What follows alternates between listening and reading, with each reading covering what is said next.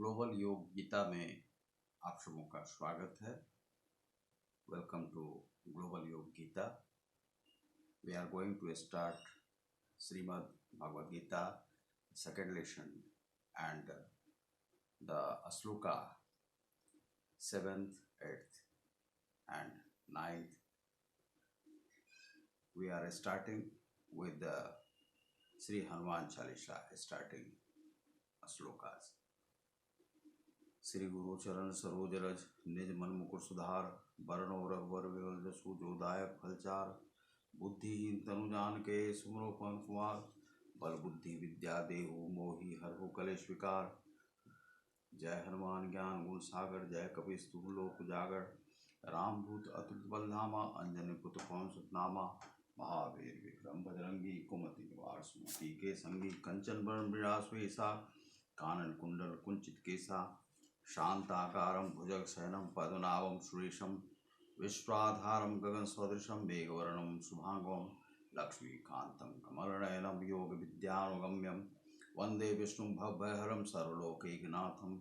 यं ब्रह्मा वरुणेन्द्र रुद्रमरुता अस्मरन्ति दिव्यस्वे वेदे साङ्गपदकर्मोपनिषन् गायन्ति। यं सामगाध्यानावस्थितयतेन मनसा पश्यन्ति यं योगिनो यशान्तं नाविदु सुरासुरगणा देवाय तस्मै नमः। ओम ओम स्वाहा। ओम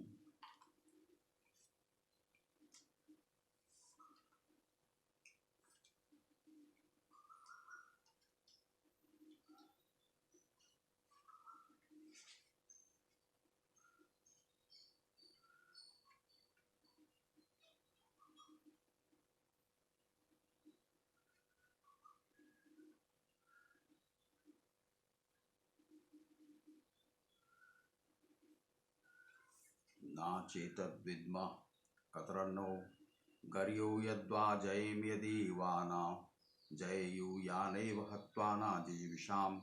अस्तेव स्थिता प्रमुखे धार्तराष्ट्रा।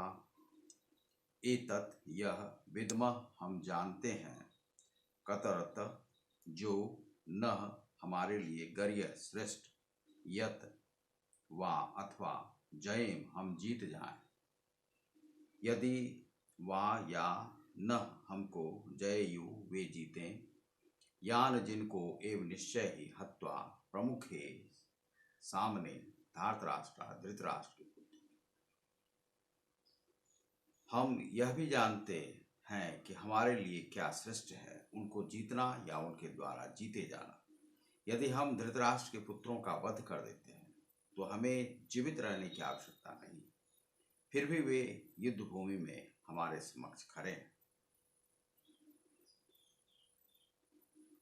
And in next stanza and shloka, कार्पण्य दोषो पहत स्वभाव, पृच्छामि त्वांग धर्म सम्मूढ़ चेता। यक्षय स्या निश्चितम ब्रूहि तन्मे, शिष्य अस्तेहम शाधि मांग त्वांग प्रपन्नम। कार्पण्य कृपणता, कृपणता कंजूस माइजर। दोष दुर्बलता, उपहत ग्रस्त स्वभाव गुण विशेषताएं। पृच्छा में पूछ रहा हूं, त्वाम तुम। धर्म धर्म सम्मूढ़ मोहग्रस्त।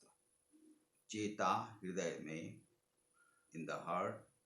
श्रेय कल्याणकारी, निश्चितम विश्वास पूर्वक। बुहि कहो त्वाम तुम्हारा, प्रपन्नम शरणागत। अब मैं अपनी कृपण दुर्बलता के कारण अपना कर्तव्य भूल गया हूँ और सारा धैर्य खो चुका हूँ। ऐसी अवस्था में मैं आपसे पूछ रहा हूँ कि जो मेरे लिए श्रेष्ठकर हो उसे निश्चित रूप से बताएं। अब मैं आपका शिष्य हूँ और आपका शरणागत हूँ, कृपया मुझे उपदेश दें। आफ्टर सम कंफ्यूजन, Arjun said to Sri Krishna, "You give me some speeches and thoughts. What can I do?" मैं क्या कर सकता हूँ, मुझे क्या करना चाहिए? You are my teacher and you teach me about the battlefield in this situation.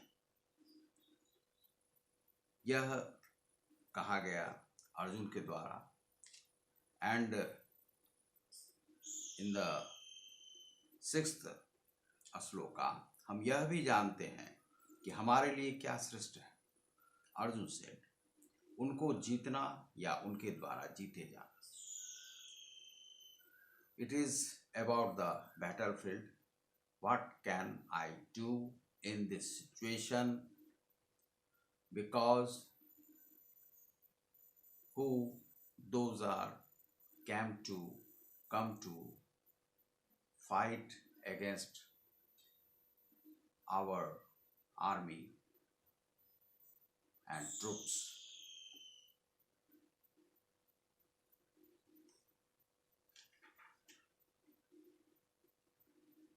And in the 8th stanza and shloka, nahi prapashyami mamapanudyad yaksho kamekchoshan mindriyanam avapya bhuma va sampat mridham rajyam suranam api चाधिपत्यम ना नहीं ही निश्चय ही प्रपश्यामि देखता हूँ इंद्रियाणाम इंद्रियों का अवाप्य प्राप्त करके भूमो पृथ्वी पर असपत्नम शत्रुविहीन रिद्धम समृद्ध राज्यम राज्य सुराणाम देवताओं का अपि चाहे चौभी आधिपत्यम सर्वोच्चता। मुझे ऐसा कोई साधन नहीं दिखता जो मेरी इंद्रियों को सुखाने वाले इस शोक को दूर कर सके। स्वर्ग पर देवताओं के आधिपत्य की तरह इस धन धान्य संपन्न सारी पृथ्वी पर निष्कंटक राज्य प्राप्त करके भी मैं इस शोक को दूर नहीं कर सकूंगा। यह यहाँ पर कहा गया है। यहाँ पर आगे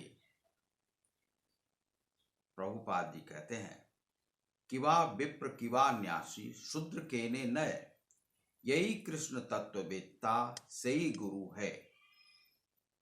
इसका अर्थ क्या है कि कोई व्यक्ति चाहे वह विप्र वैदिक ज्ञान में दक्ष हो, निम्न जाति में जन्मा शूद्र हो या कि सन्यासी, यदि वह कृष्ण के विज्ञान में दक्ष कृष्ण तत्ववेत्ता है तो वह यथार्थ प्रामाणिक गुरु है। अतः कृष्ण तत्ववेत्ता हुए बिना कोई भी प्रामाणिक गुरु नहीं हो सकता। वैदिक साहित्य में कहा गया है कि षट्कर्म निपुणो विप्रो मंत्र तंत्र विशारद अवैष्णवो गुरुर्ण स्याद वैष्णव स्वपचौ गुरु। विद्वान ब्राह्मण भले ही वह संपूर्ण वैदिक ज्ञान में पारंगत क्यों ना हो, यदि वह वैष्णव नहीं है या कृष्ण भावनामृत में दक्ष नहीं है तो गुरु बनने का पात्र नहीं है। किंतु शूद्र यदि वह वैष्णव या कृष्ण भक्त है तो गुरु बन सकता है। संसार की समस्याओं जन्म जरा व्याधि तथा मृत्यु की निवृत्ति धन संचय तथा आर्थिक विकास से संभव नहीं है। विश्व के विभिन्न भागों में ऐसे राज्य हैं जो जीवन की सारी सुविधाओं से तथा संपत्ति एवं आर्थिक विकास से पूरित हैं, किंतु फिर भी उनके सांसारिक जीवन की समस्याएं ज्यों की त्यों बनी हुई हैं। यह वास्तविक रूप में जो कहा गया है वह गुरु के बारे में कहा गया है। यहाँ गुरु के लिए विशेष सन दिए गए हैं। और इसी पक्ष में जब हम आचार्य श्री लाहिरी महाशय जी को देखते हैं तो लाहिरी महाशय जी के भी कथन को देखना आवश्यक है। वे इंद्रियों की यहाँ पर व्याख्या करते हैं और इंद्रियों के विषय में बताते हैं कि जय और पराजय दोनों में ही कल्याण नहीं देखता। सब सामने जी रहे हैं, उनको मारकर मैं जीने की इच्छा नहीं करता। धार्तराष्ट्र अर्थात इंद्रियां 10 इंद्रियां हैं, 10 दिशाओं में दौड़ती हुई, 10 गुने 10 100 पुत्र हैं। वे रूपक रूप में जो 100 पुत्र हैं जो कौरव के रूप में हैं, उन्हें उन्होंने बताया है कि वे 10 इंद्रियां और 10 दिशाएं हैं। इन इंद्रियों पर यदि आप बस नहीं अपना करते हैं तो आध्यात्मिक फील्ड में आप नहीं जा सकते हैं। इसीलिए योग के माध्यम से, क्रिया योग के माध्यम से आप अपने आध्यात्मिक लक्ष्य को प्राप्त कर सकते हैं। यह यहाँ पर क्रिया योग के माध्यम से कहा गया है। लेकिन यहाँ पर जो प्रभुपाद जी हैं वे कहते हैं कि वे शरणागत हैं। कौन? तो यहाँ पर श्री कृष्ण के शरण में अर्जुन गए हैं। वे कहते हैं कि आप ही हमारा मार्गदर्शक बने और मार्ग को दिखाएं। तो यह यहाँ पर कहा गया है इन श्लोकों में। तो बहुत बहुत धन्यवाद। आज बस इतना ही। बहुत बहुत नमस्कार। धन्यवाद।